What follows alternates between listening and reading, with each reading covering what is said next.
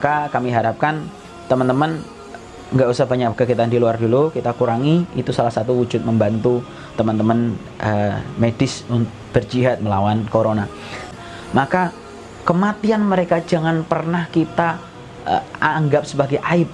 Satu hal yang sangat memilukan ya, ditolaknya jenazah seorang perawat mujahid medis ya, yang wafat karena corona ditolak dimakamkan di satu tempat.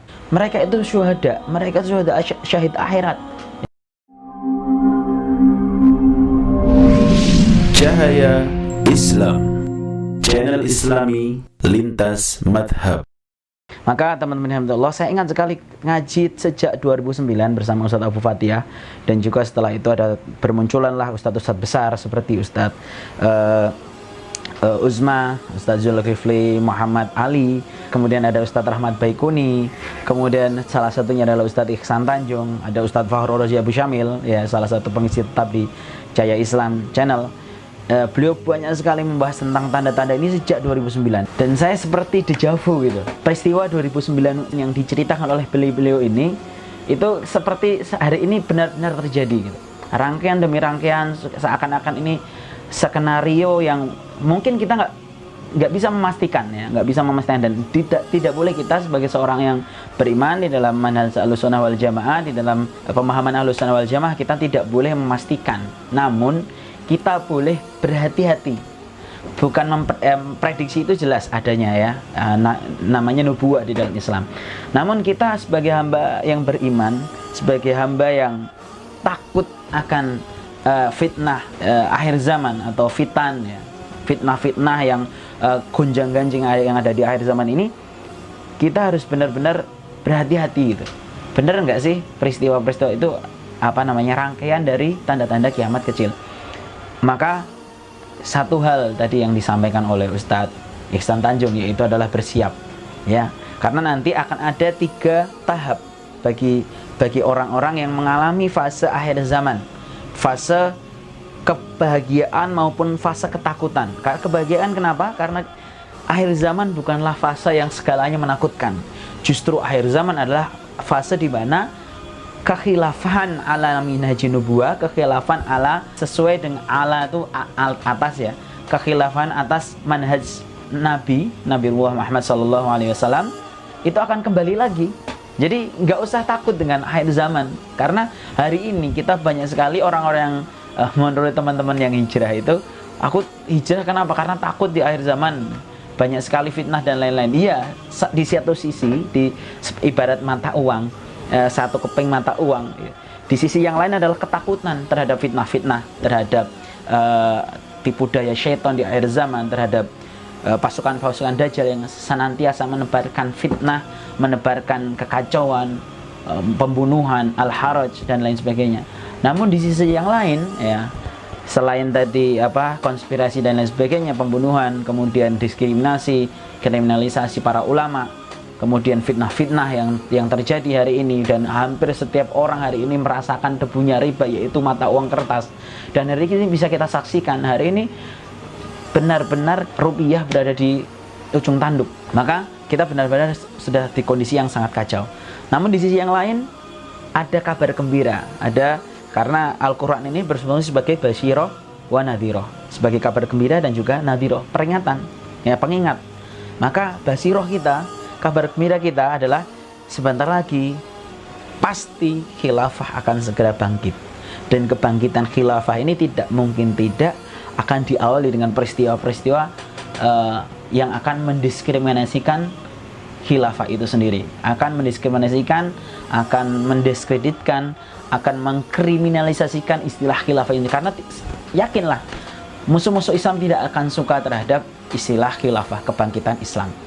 Nah, di sisi lain kita juga harus takut terhadap fitnah-fitnah, karena kata Rasulullah, ketika nanti fitnah datang ya, yang bertubi-tubi itu, maka kuncilah pintu-pintu rumah kalian. Maka bahkan Rasulullah dalam suatu hadis yang mengatakan, ikatlah perempuan-perempuan kalian, istri kita ataupun anak-anak kita yang perempuan itu, diikat di rumah. Supaya apa? Supaya tidak terkena fitnah akhir zaman. Dan hari ini peristiwa-peristiwa besar ini mengingatkan kita kembali, ayo kita balik lagi, kita benar-benar bermuhasabah Dua sisi tadi, di sisi lain adalah kita harus takut terhadap fitnah akhir zaman, di sisi lain kita harus mempersiapkan kebangkitan Islam untuk menyambut tegaknya khilafah ala minhajun nubuwah. Maka kalau kita baca kembali, maka marilah kita mengajak pada teman-teman, kita baca kembali hadis-hadis akhir zaman, kitab-kitab akhir zaman, kaidah-kaidah yang benar dalam menentukan tanda-tanda akhir zaman dan juga menyikapinya. Bersikap yang benar itu adalah salah satu wujud ciri seorang mukmin, yaitu bersikap yang benar, bersifat pertengahan. Kemudian kita harus tadi ada tiga golongan nanti menghadapi akhir zaman. Ada tiga golongan. Yang pertama adalah seperti yang beliau sampaikan, adalah orang-orang yang diberikan kesempatan Allah untuk hijrah ke Mekah, ke Madinah, ke bumi yang tidak akan mungkin bisa dimasuki Dajjal, ataupun berjihad melawan Dajjal, ataupun pasukan-pasukan Dajjal yang hari ini pusaran pertikaian itu berada di Timur Tengah, utamanya adalah di bumi Syam, di Palestina dan Suriah.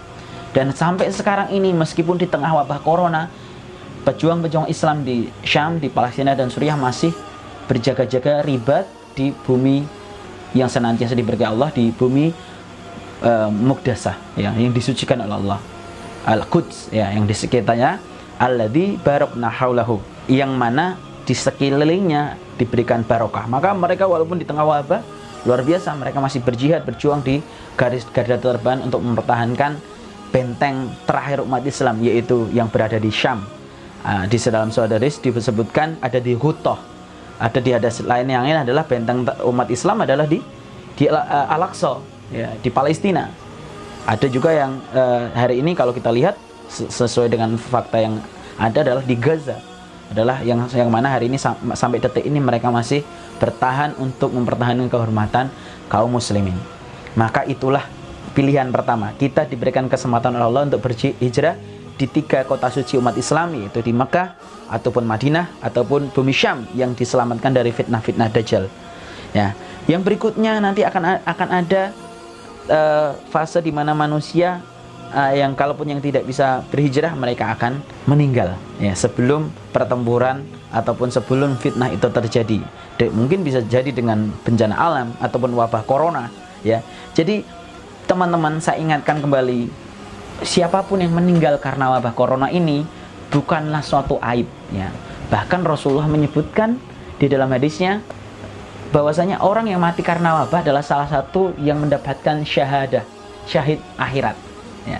Jadi kabar gembira bagi para ini, pesan kami kru Cahaya Islam, mengucapkan terima kasih jazakumullah khairan katsira kepada seluruh kru, pekerja, aktivis medis yang memberikan jihad mereka di dunia medis untuk melawan wabah corona ini. Mereka mempertahankan kehormatan umat, mereka berjuang melawan virus corona ini dengan mungkin tanpa peralatan APD yang memadai, tetapi mereka bersiap memasang badang untuk melindungi umat ini dari virus corona.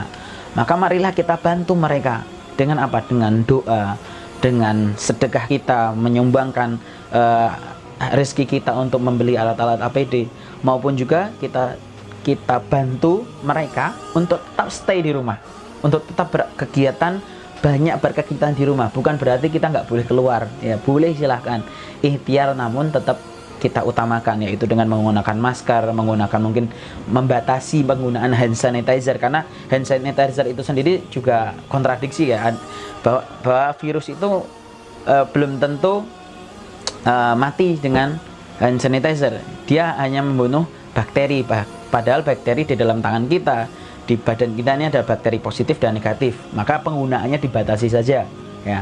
Kemudian mungkin cukup memperbanyak menjaga wudhu terutama, ya, dan kita tetap stay di rumah, itu yang paling utama.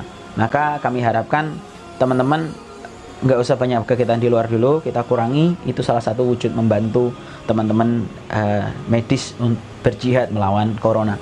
Nah, yang mereka ini banyak sekali terkena resiko terkena wabah corona ini, ya. Maka kematian mereka jangan pernah kita anggap sebagai aib, ya. Jangan, bahkan naudzubillah min dzalik, ada satu hal yang sangat memilukan, ya, ditolaknya jenazah seorang perawat mujahid medis, ya, yang wafat karena corona ditolak dimakamkan di suatu tempat. Ya, naudzubillah min dzalik. Mereka itu syuhada, mereka syuhada syahid akhirat.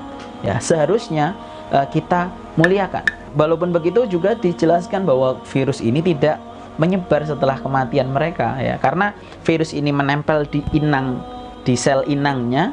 Kemudian ketika sel ini mati, virusnya otomatis juga mati, maka tidak bisa lagi menyebar luas seperti bakteri atau enggak.